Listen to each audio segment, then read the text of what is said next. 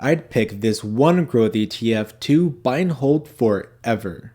I get asked all the time what's one growth ETF that I would buy and hold forever. Since I'm young, I have a higher risk tolerance, and I have a good chunk of my portfolio to growth ETFs. Now, growth ETFs are amazing because their returns have been absolutely insane over the last decade, seemingly making investors very rich overnight and the fastest even over time, all while offering the most amount of profit as an investment in the stock market. This all sounds amazing. Higher returns, swimming in money, what can go wrong?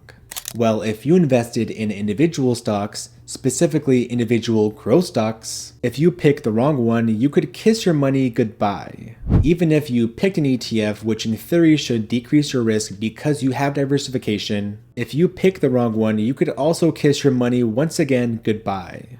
To prevent this from happening, I have a few criteria to find out which growth ETF I would buy and hold forever, and by the end of this video, you'll know my answer, so let's get started. Starting off, the growth ETFs that I would not buy and hold forever are going to be specialty sector growth ETFs or growth ETFs with super high concentrations to only one sector of the stock market. Common examples are going to be growth ETFs only investing in semiconductors, artificial intelligence or AI, crypto ETFs, only technology ETFs, or even ETFs that promise amazing returns from individual growth stock picking. These types of growth ETFs I would not put all of my money in.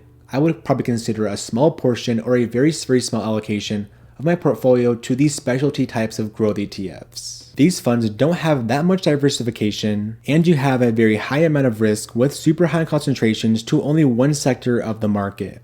I find diversification super important, especially when investing, regardless of the type of ETF.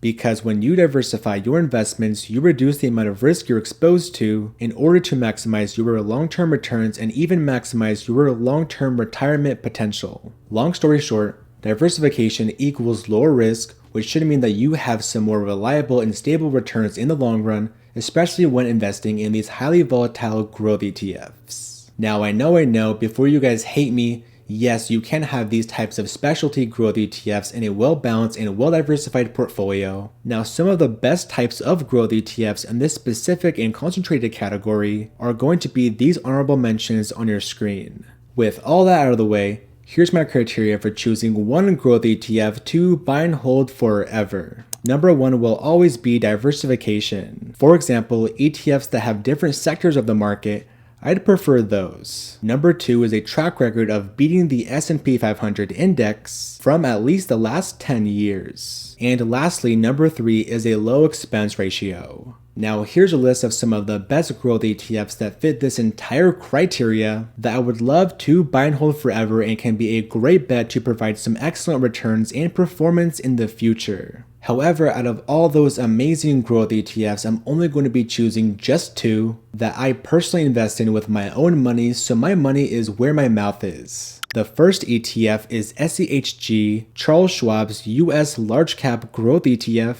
and the second is QQQM, Invesco's NASDAQ 100 ETF.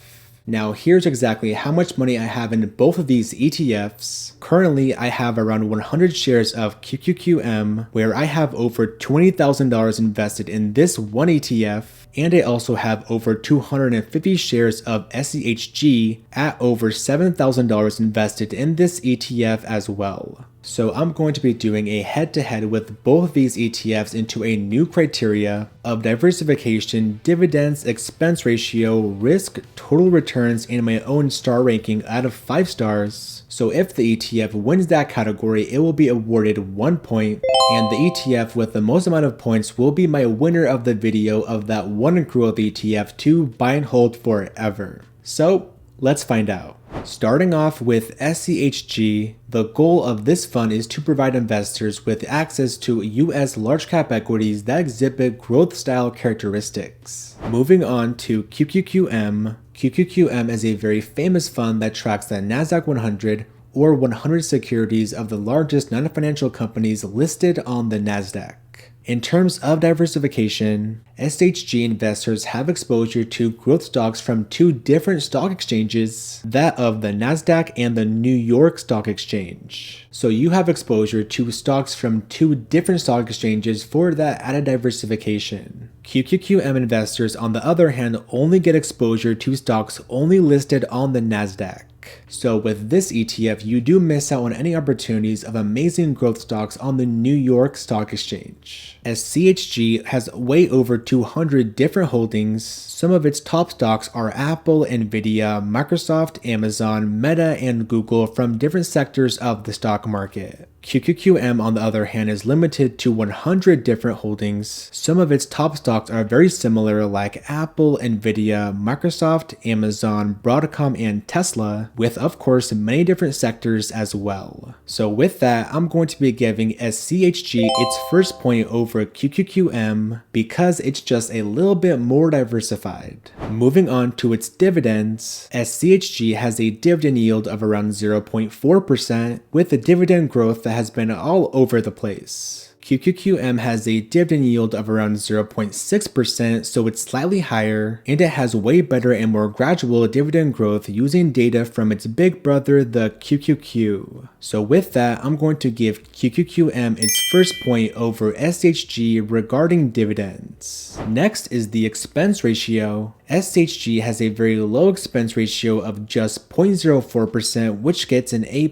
expense grade by Seeking Alpha, while QQQM on the other hand has an expense ratio of 0.015%, which receives an A- expense grade by Seeking Alpha. It's pretty obvious on the winner of that category, that of SCHG with that lower expense ratio, and gets yet another point on the board. Moving on to the risk. Both of these funds are going to be very risky and be very volatile just because it's a growth ETF, which is completely normal when investing in these high-flying stocks. Now, I'm going to be measuring risk based on the ETF's volatility using something called beta. Beta is a metric that measures how volatile a stock or ETF is compared to the overall market, like the S&P 500 for example, and it's used to assess the risk and potential return of an investment. So the higher the beta, the more risk and more volatility the ETF will be, while the lower the beta, the less risk and less volatility the ETF will be compared to the overall market. SCHG has a beta of 1.1 while QQQM has a beta of 1.14, so SCHG has a slightly lower beta. Seeking Alpha even has a risk score or a risk grade which says that SCHG has a perfect A+ risk grade, while QQQM has a lower but pretty solid A risk grade, considering things like standard deviation, percentage of top 10 holdings, analyzed volatility, and so much more. So with that, SHG gets its third point on the board for risk.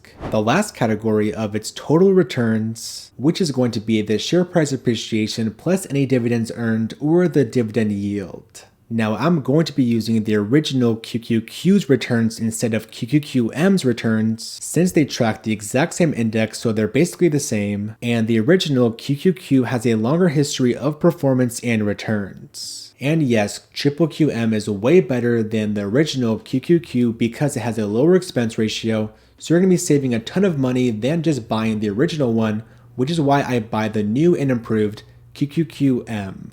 Over the last 10 years, SHG has returned over 16% annually and over 19% annually over the last 5 years. Over the last decade, QQQM has returned over 18% annually and over 19% annually over the last 5 years. Putting these funds head to head, QQQ has dominated SHG over the last 10 years, while in the last 5 years, SHG has made a comeback, just barely getting beaten by the original QQQ, and over the last 3 years, SHG has flipped and even beaten the QQQ. So with that, it's a no-brainer. I'm going to give the total return point to QQQM over SCHG. But please know that past returns does not indicate future results, which is why I own both these ETFs in my portfolio. Overall, I give SHG a 5-star ranking. It has a low expense ratio, a low share price, amazing results and returns, as well as great diversification,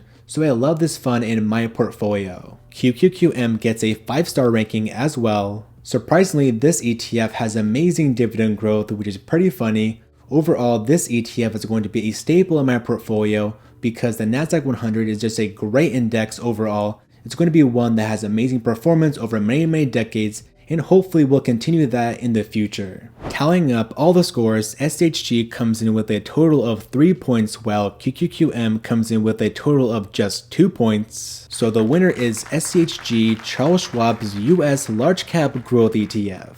So congrats to SHG, which is the winner of this video. So yes, if I had to only pick one growth ETF to buy and hold forever, it would be SHG, but if I had to pick two growth ETFs, it would be, you guessed it, QQQM and SHG, which is why I invest in both of them.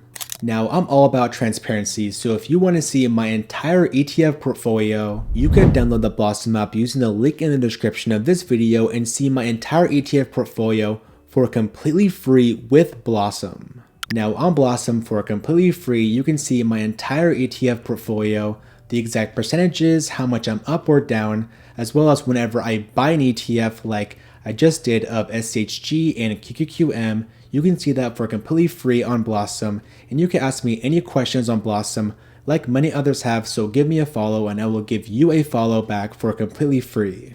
If you guys like this video, please give it a like because this cute puppy did. Now, if I had to pick only one ETF to buy and hold forever, it would be this one in this video right here, so go ahead and check that out. Have a great rest of your day, continue to crush in the stock market, and take it easy.